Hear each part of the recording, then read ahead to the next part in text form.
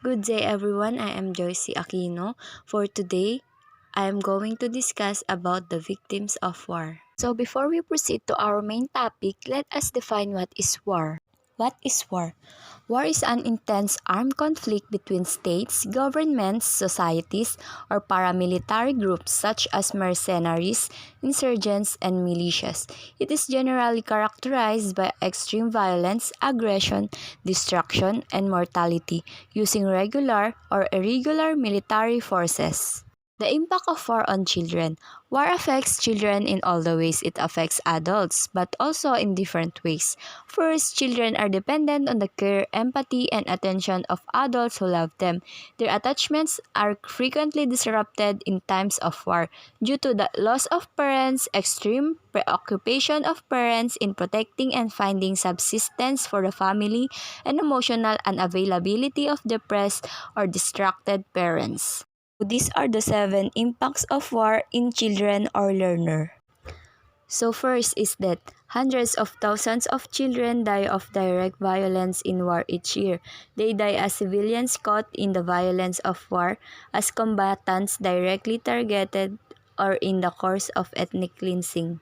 So, children suffer a range of war injuries. Certain weapons affect them particularly.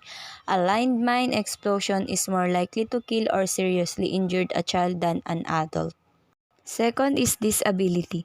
Millions of children are disabled by war, many of whom have grossly inadequate access to rehabilitation services. A child may have to wait up to 10 years before having a prosthetic limb fitted. Children who survive landmine blasts rarely receive prostheses that are able to keep up with the continued growth of their limbs.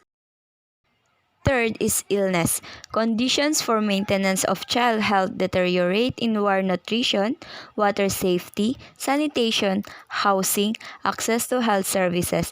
There may be loss of immunity to disease vectors with population movement. Next is rape and prostitution for subsistence. These phenomena, which often occur in situations of war, ethnic cleansing, and refuge life, leave lasting physical impacts in sexually transmitted diseases, including HIV, AIDS, psychological impacts, and changes in life trajectory. Next is moral and spiritual impacts. The experience of indifference from the surrounding world, or worse still, malevolence, may cause children to suffer loss of meaning in their constructions of themselves in their world. They may have to change their moral structure and lie, steal, and sell sex to survive.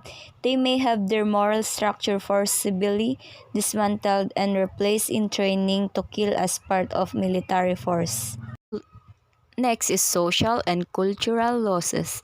Children may lose their community and its culture during war, sometimes having it reconstituted in refuge or diaspora situations.